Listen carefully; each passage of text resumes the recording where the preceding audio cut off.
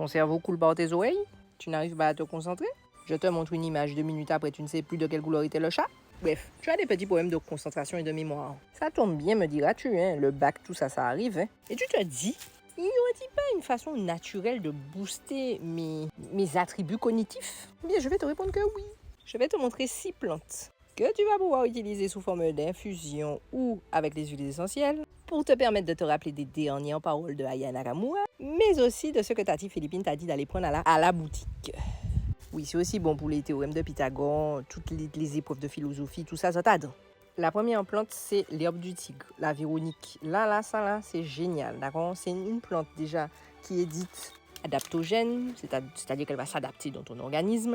Elle va stimuler ta concentration, elle va stimuler ta mémoire. Et c'est super aussi pour des personnes qui ont fait un petit AVC. J'ai dit léger l'AVC, hein? Bon, pas le VC, AVC. La deuxième plante, c'est le romarin. Je pense que tu as déjà entendu parler que mettre une branche de romarin sous ton oreiller, tu vas te souvenir de tes leçons. En plus de l'odeur envoûtante, le romarin.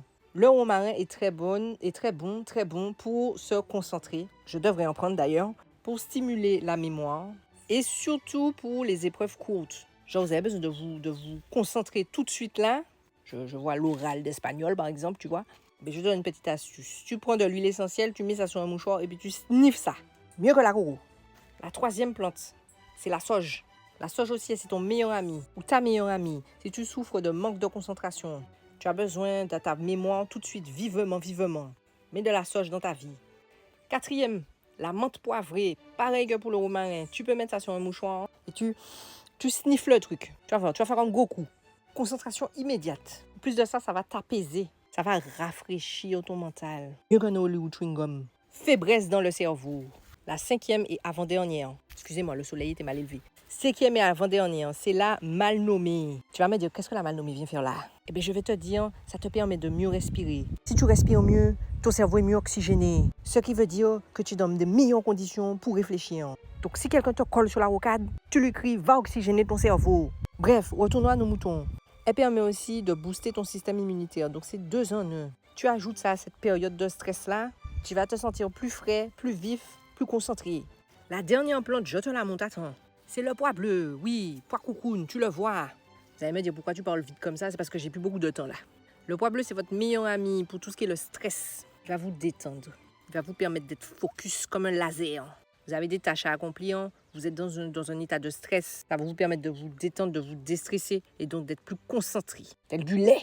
Donc vous avez en ce moment quelque chose qui vous arrive, qui vous stresse. Les examens arrivent, vous êtes stressé. Le mot d'ordre, c'est le stress. Mettez du pois bleu dans votre vie. Jacqueline, je te vois venir. Tu vas me dire comment on fait pour les utiliser, toutes ces plantes. La majorité, ce sont des infusions. Une poignée, 1 litre d'eau. Jacqueline, tu vas me demander est-ce qu'on peut les mélanger? Tu peux mélanger certaines plantes, jusqu'à 3. Par exemple, tu fais pois bleu, romarin, herbe du tigre.